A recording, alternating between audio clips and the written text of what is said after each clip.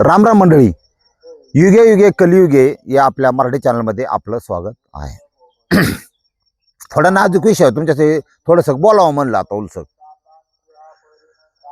ह्या युट्यूबच्या क्षेत्रात काम करीत असताना अनेक समाजाशी संपर्क, अनेक हजारो लाखो फोन.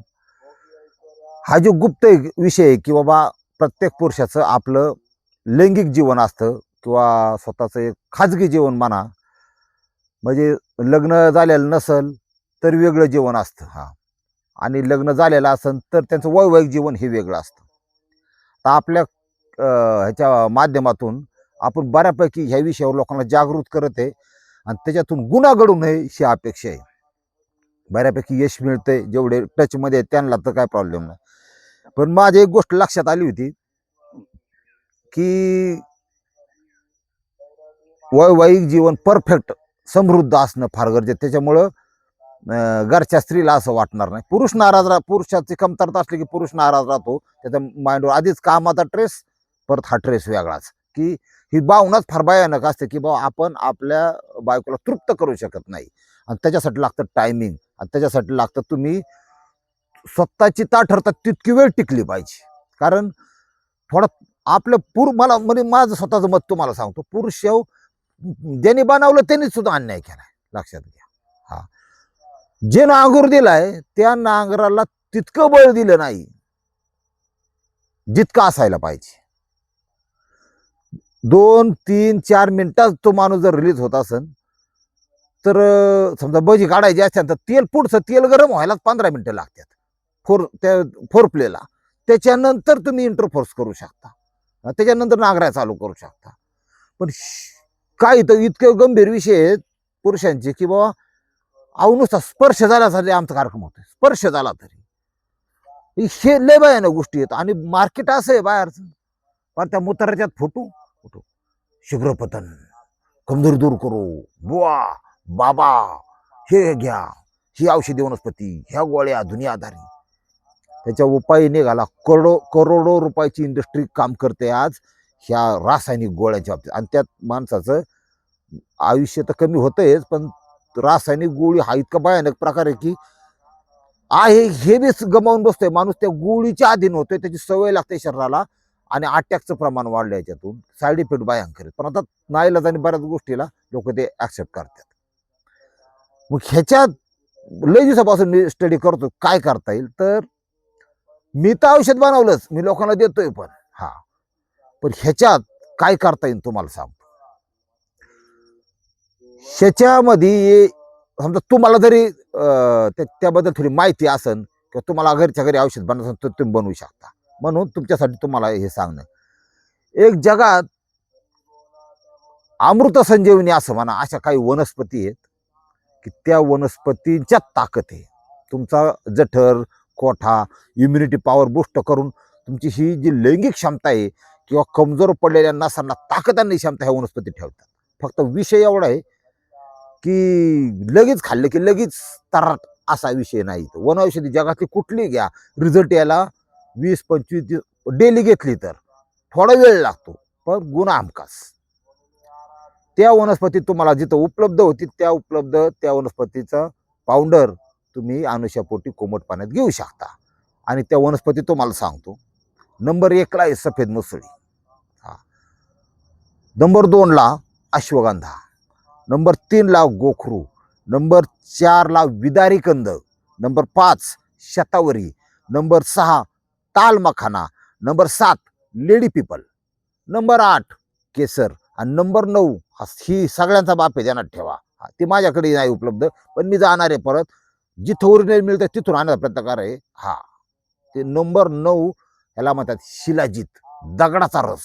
ते बी ओरिजिनल पाहिजे. डुप्लिकेट 99% 1% जिथं त्या दगडाचा रस निघतो तिथून तो उपलब्ध केला पाहिजे. त्याचं पण प्रोसेस असते. ते प्रोसेस प्रत्यक्ष उभं राहून ते थांबून घेतलं पाहिजे तर ते काम करणार आहे. पण खतरनाक आहे ते. हे सुद्धा लोकांच्या पर्यंत पोचतं. कोणापर्यंत पोचतं माहिती आहे का? जे कोट्याधीश नाही हे लोकांच्या पर्यंत पोचतं. सगळं ओरिजिनल भेटतं. ते स्टडी लोक हुशार असतात, उगाच त्यांच्याकडे एवढी लक्ष्मी असते का? पण आपण आपण आपण लय इडी राहिलोय आपण लोकात.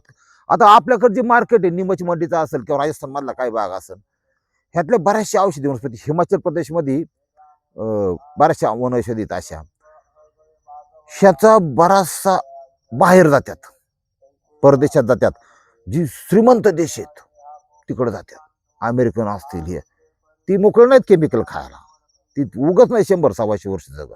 हा आता जगण्याच्या बाबतीत जपान टॉपला आहे, ध्यानात ठेवा, जास्त जगणार. आणि आपलं 40-45 वर्ष अटॅक पोट सुटलं ना, मला हे शुगर दुनिया लागलं पुढे.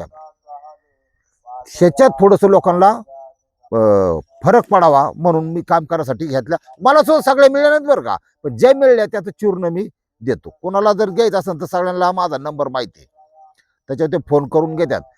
आणि ते वनस्पतीचं जे चूर्ण आहे ते सकाळच्या पारी घेतलं कोमट पाण्यात तर 100% फरक जाणवतो. दुसरी गोष्ट, ही वनस्पती बनवत असताना ध्यानात ठेवायचं किंवा त्याचं सेवन करत असताना आपल्या तोंडातील लाळ ही सुद्धा मिक्स झाली पाहिजे. हे वनस्पती घेतल्यानंतर त्याच्यामध्ये 2 अशा घटक आहेत, ते पण वनस्पतीच पण आपल्या नेहमीच्या वावरातल्या, म्हणजे पाचक रस तयार करणार. पाचक म्हणजे जे आपण घेतलंय आपल्या जठरामध्ये ते पचलंही पाहिजे ना, मग त्यासाठी 3 गोष्टी काम करतात.